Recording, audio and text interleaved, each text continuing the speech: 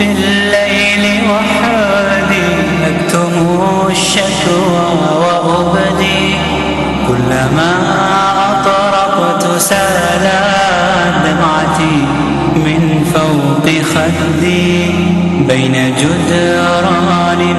كم واحد ضاع مستقبله بسببك؟ كم مظلمة نسيتها؟ كم يتيم اتشرد بسببك؟ كم واحد ظلمته؟ كم أرملة اتشردت بسببك؟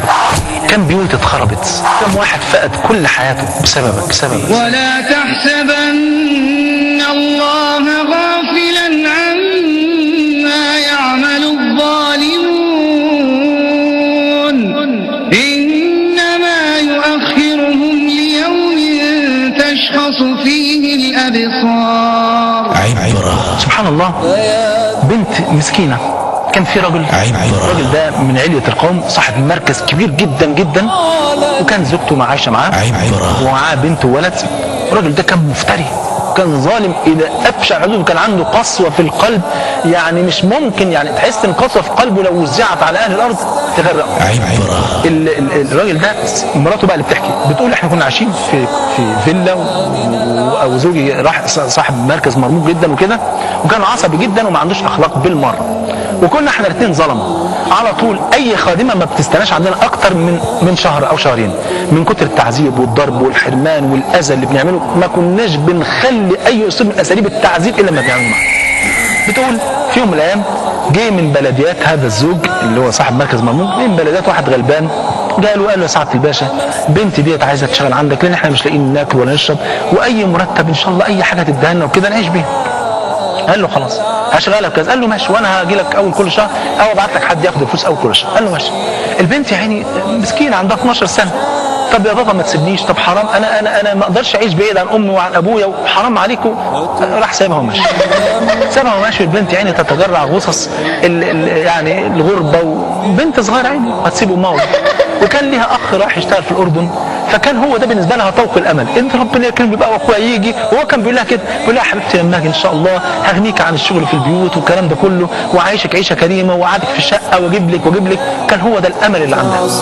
المهم يقدر ربنا قعدوا يعذبوا فيها عذاب شديد جدا. الزوجه بتحكي بتقول كنا بنرمي عليها السلك 220 فولت ونكهربها، كنا بنعلقها في السقف، كنا بنربطها، بنأكلها العيش البايت، الطبيخ الحمضان.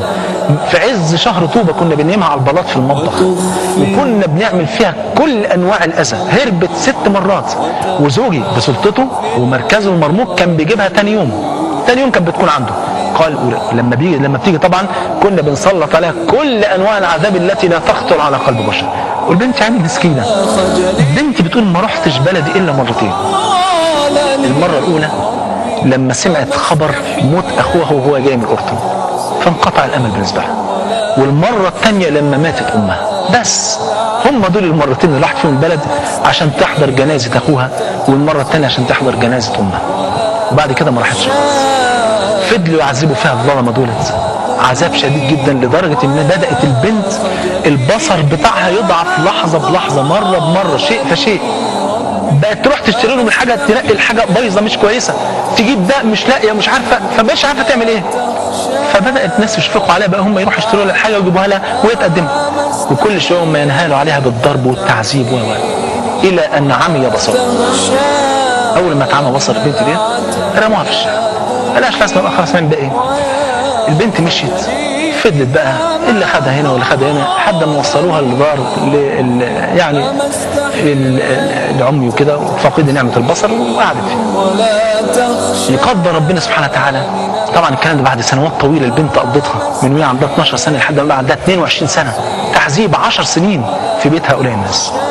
يقدر ربنا سبحانه وتعالى بنت الراجل ده كبرت وابنه كبر، الراجل نفسه طلع على المعاش طبعا بعد ما كان صاحب مركز مرموق جدا، بقى ملوش لازمه في الدنيا دي خالص، فاعصابه بقى، هو اصلا ما عندوش اخلاق، بقى ما فيش خالص بالمره، بقى نفسيته بايظه خالص. ابنه اتجوز بنت جميله جدا، لما كبر كده اتجوز بنت جميله ومش عارف ايه. المهم حملت البنت، وطبعا العيله فرحانه وما شاء الله يبقى عندنا احفاد ويقدر ربنا المفاجاه الاولى ان البنت تولد ولد اعمى. طب ايه العلاقه بين الولد الاعمى وبين البنت الخادمه اللي قعدنا نعذب فيها لحد ما اتعمت؟ فقعدوا يفكروا يا ترى هي دي قدام دي، ولو الولد خلف تاني برضه البنت هتطلع عمياء ولا الابن يطلع اعمى. فبقوا عيني في حيره مش عارفين يعملوا ايه. زوجها صاحب المركز المرموق لما شاف الولد طلع اعمى جات له هستيريا، فودوه مستشفى الامراض النفسيه. المهم الدكاتره كلموهم قالوا ما تخافوش، ده موضوع مش وراثي ولا له علاقه باي حاجه، دي قدر جت كده، لكن ان شاء الله بعد كده مش هيكون الموضوع ده خالص، وخلوهم عادي ونجيبوا عادي مش مشكله.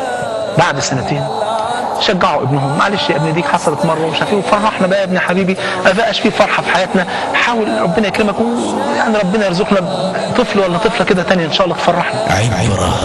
وحملت البنت خلاص طلب موعد الوضع. عبره.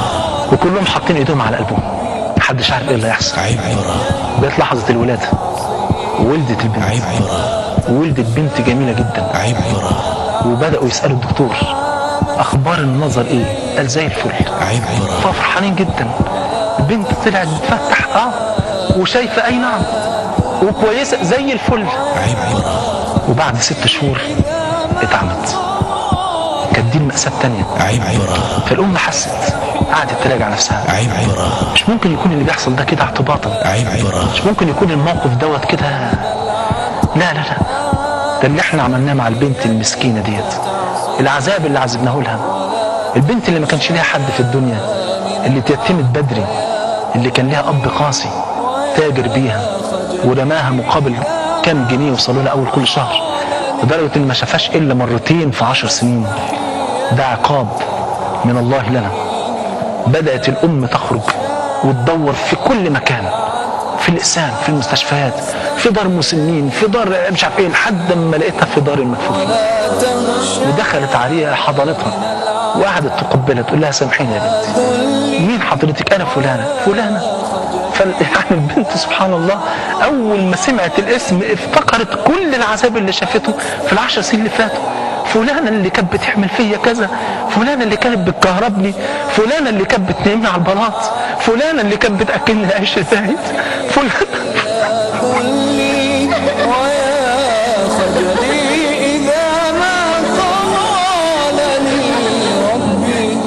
البنت قعدت تفتكر شريط الذكريات المؤلمة. افتكرت يوم ما مات اخوها، يوم ما ماتت امها، يوم ما ابوها رماها، يوم ما عملوا فيها، يوم ما كهربوها، يوم ما دمروا حياتها ومستقبلها، يوم ما رموها لما تعبت. فالام قالت لها مسامحاني يا بنتي، ورغم ده كله شوف القلب الابيض، قالت لها مسامحاني. خدتها معاها وقالت حبيت اكفر عن ذنوبي بان انا اربي البنت ديت مع ولاد ابني اللي هم كمان عمري، لعل وعسى تكون دي قدام دي وربنا يغفر لي وربنا ما استحييت تعصيني ولا تخشى من العتب.